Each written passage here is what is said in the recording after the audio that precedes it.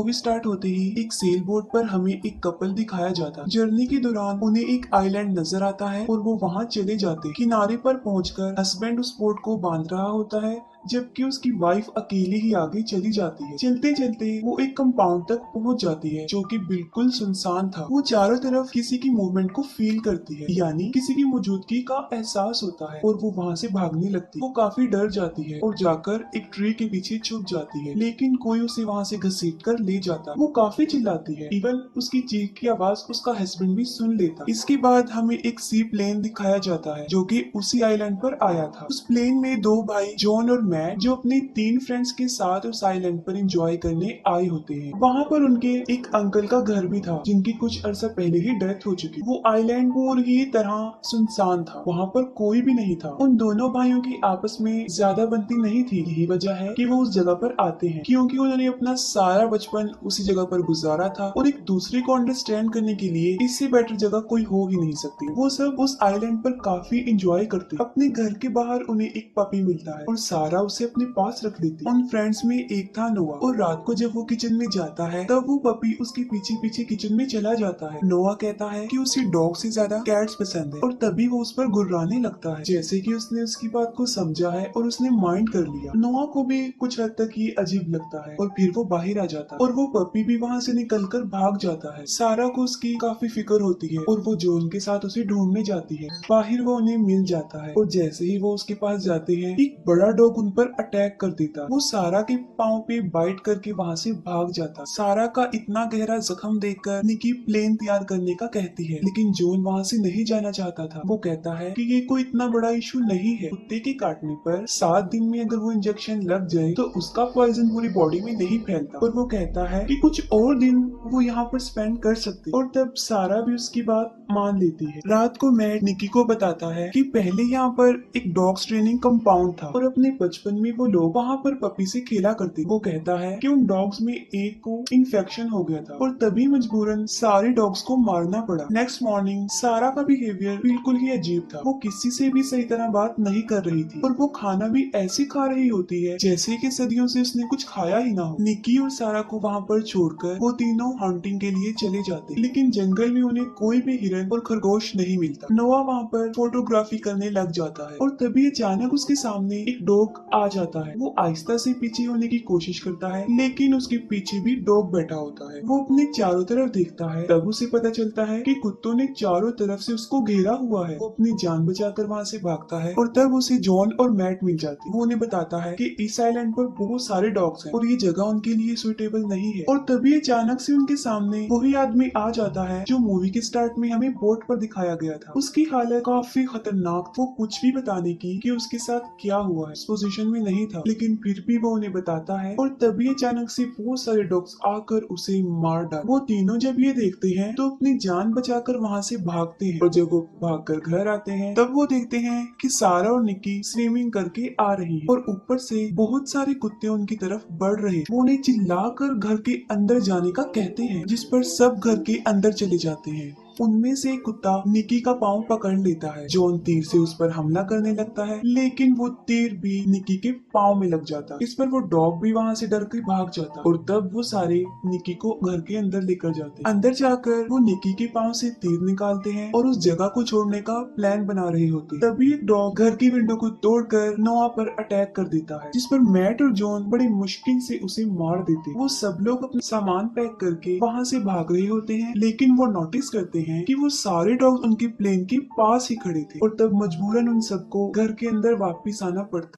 फिर नोआ देखता है कि उनका प्लेन समंदर की तरफ जा रहा था, क्योंकि उन डॉग्स ने उसकी रस्सी को काट दिया था। वहाँ से भागने का उनके पास अब कोई रास्ता तो नहीं बचता और फिर वो डॉग के पास जाते और जॉन पानी में कूद जाता है। और जैसे ही वो प्लेन के पास पहुँचता है वो देखता है कि 2 डॉग प्लेन के ऊपर बैठे हुए थे और जॉन को वहाँ पर देखकर वो भी पानी में जंप कर देते हैं। जॉन जल्दी से अपनी जान बचाकर किनारे पर आ जाता है। इसके अलावा वहाँ पर मौजूद और भी बहुत से डॉग्स उनके पीछे पड़ गए और तब वो जल्दी से भागकर घर में घुस जाते। अब तो उनका प्लेन भी जा चुका था, लेकिन उन्हें जान बचाकर जल्दी से जल्दी वहाँ से निकलना भी था। वो सब गैराज तक जाकर वहाँ से कार निकालने का प्लान बनाते, क्योंकि उसमें बैठकर वो लोग कंपाउंड तक जा सकते थे और वहाँ से किसी की हेल्प भी ले सकते। इस पर मैट उस गैराज तक पहुँचने के लिए तैयार हो जाता और उसे एक रस्सी के सहारे पर लटक कर उस गैराज तक पहुँचना था। लेकिन निकी, जो इस काम में काफी एक्सपर्ट थी, और मैट की जगह वो जाती है। वो रस्सी पर लटक तो जाती है, लेकिन गैराज तक नहीं पहुँच पाती और सारे डॉग उसको देख लेते और वो भी वहाँ पर पहुँच जाते। लेकिन किसी तरह वो गैराज तक पहुँच ही जाती है। वो गाड़ी में बैठकर उसे स्टार्ट करती है, लेकिन कार स्टार्ट नहीं हो रही थी और तभी सारे डॉग्स गैराज में पहुंचकर उसे चारों तरफ से घेरा डाले और तब वो बड़ी मुश्किल से कार से निकलकर छत तक पहुंच जाती है। तब जॉन तीर की मदद से उसकी तरफ एक रस्सी भेजता ताकि वो उस रस्सी के सहारे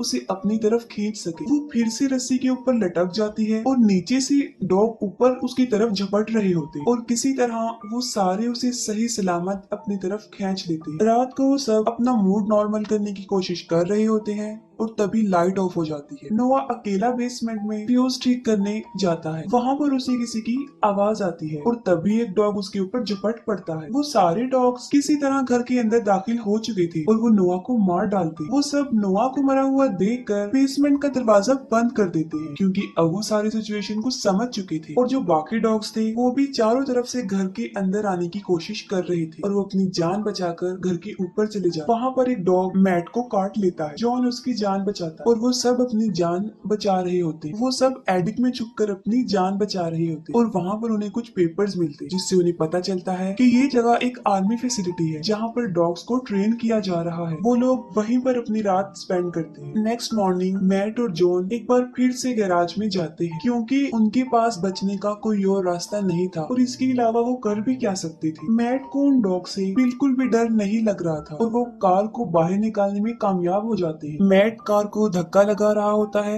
जबकि जॉन उसे स्टार्ट करता है, लेकिन इससे भी उन्हें कोई फायदा नहीं हो और तभी सारे डॉग्स उनके पीछे पड़ जाते। मैट, जो कि बाहर होता है, बड़ी मुश्किल से कार के ऊपर चढ़ के अपनी जान बचाता है और फिर गाड़ी के अंदर बैठ जाता है। उन्हें भी चारों तरफ से डॉग्स ने घेर लिया था और अब उनकी कार भी रुकने वाली थी। जॉन रिस्क लेते हुए कार को खाई की तरफ मोड़ लेता, क्योंकि यही उनके पास लास्ट होप थी। और फिर खुशकिस्मती से ठीक वक्त पर वो कार स्टार्ट हो जाती है और तब वो कार को रिवर्स करते और वहाँ पर वो ये बात खोज लेते हैं कि उन डॉग्स को शोर बिल्कुल भी पसंद नहीं है। वो कार लेकर घर के पास जाते हैं और निकी और सारा को नीचे बुलाते। निकी नीचे आकर उन्हें बताती है कि सारा नीचे नहीं आना चाहती। तब जॉन उसे लेने ऊपर जाता है और तभी एक डॉग वहाँ पर आ जाता है और सारा पर अटैक कर देता है। जॉन खिड़की से नीचे गिर जाता है और सारा भी उस डॉग के साथ खिड़की से बाहर निकल के एक टूटे हुए झूले पर गिर जाती है और ऑन द स्पॉट उसकी डेथ हो जाती है। सारे डॉग्स उसे खाने लग जाते हैं और फिर वो तीनों बचते हैं और वहाँ से भागने की कोशिश करते हैं।